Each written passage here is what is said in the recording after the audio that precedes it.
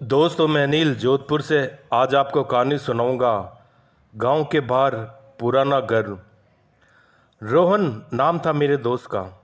उसकी तुरंत ही नौकरी लगी थी और उसकी पोस्टिंग मेरे ही गांव में हुई थी। गांव से थोड़ी दूर पर एक बहुत बड़ा पुराना घर था जो कि बहुत वर्षों से बंद पड़ा था। रोहन ने किराए पर रहने के लिए वो घर ले लिया और आराम से अपनी नौकरी करने लगा। कुछ समय बाद कुछ ऐसा हुआ। एक रात जब वह सो रहा था तो उसे एक अजीब सी आवाज़ सुनाई दी जो किसी जानवर की आवाज़ की तरह थी। शुरुआत में रोहन उस आवाज़ पर ज़्यादा ध्यान नहीं दिया, लेकिन फिर दूसरे दिन भी उसे वही आवाज़ दोबारा सुनाई देने लगी।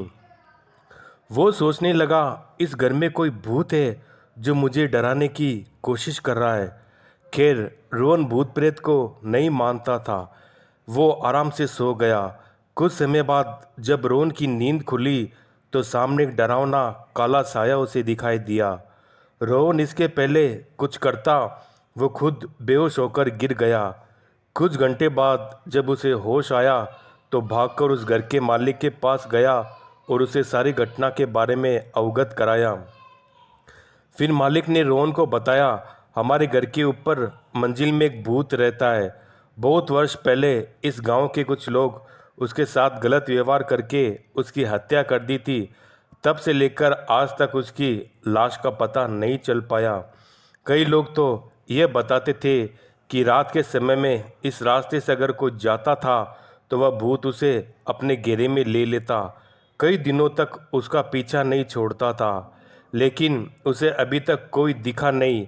कभी कभी उसकी डरावनी आवाज़ सुनाई देती थी और सबकी नींद उड़ जाया करती थी।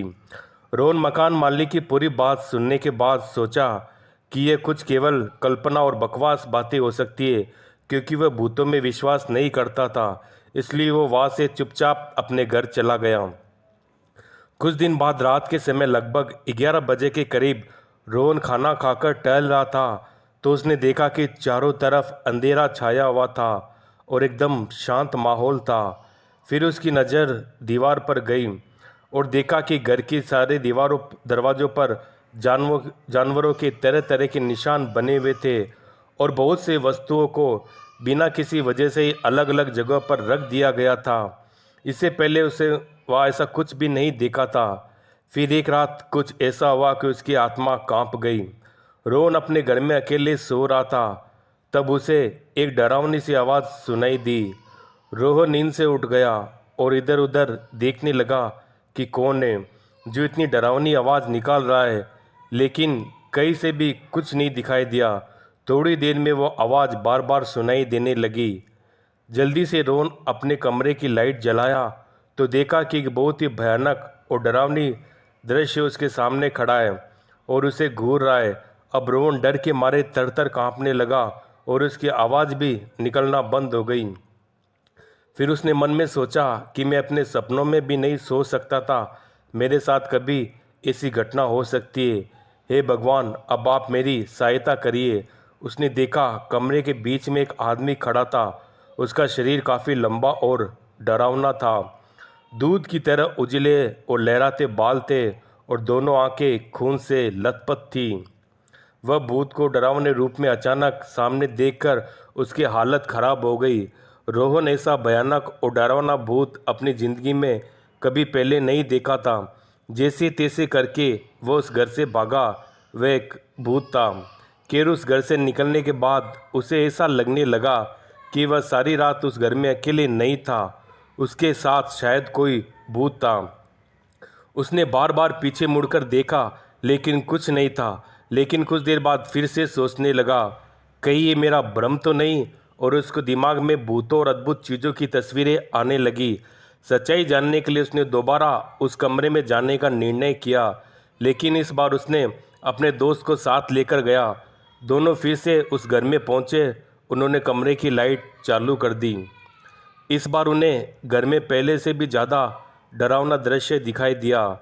दीवार के चारों तरफ लिखे हुए कुछ शब्द और तस्वीरें थी और उन्हें अजीब लग रही थी। फिर उन्हें घर के एक कोने में बहुत बड़ा लोहे का बना हुआ एक डब्बा दिखाई दिया। जब वे लोग उस डब्बे को खोला तो उन्हें एक भयानक चीज़ देखने को मिली। उस डिब्बे में एक आदमी की लाश पड़ी हुई थी जिसका सर अलग हो गया था। वो दोनों उस लाश को देखकर पहले से और ज़्यादा डर गए और उसे वहीं छोड़ दिया और उस घर से निकलकर भागने लगे।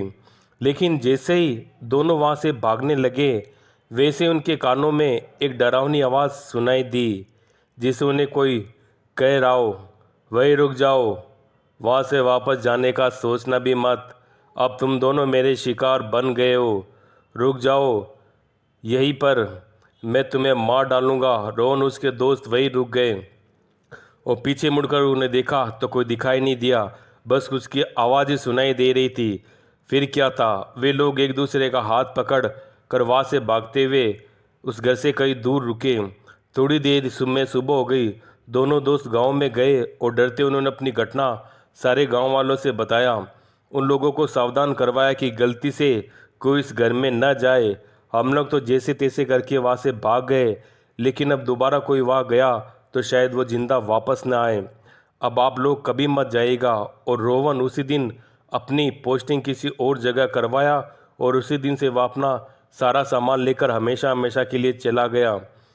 दिन पर रोहन उस घर की घटना भूलने की कोशिश करता, लेकिन वो उस घटना को कभी भूल नहीं पाया और उसकी रात भी खराब होने लगी और वह रात को सोने में डरता था।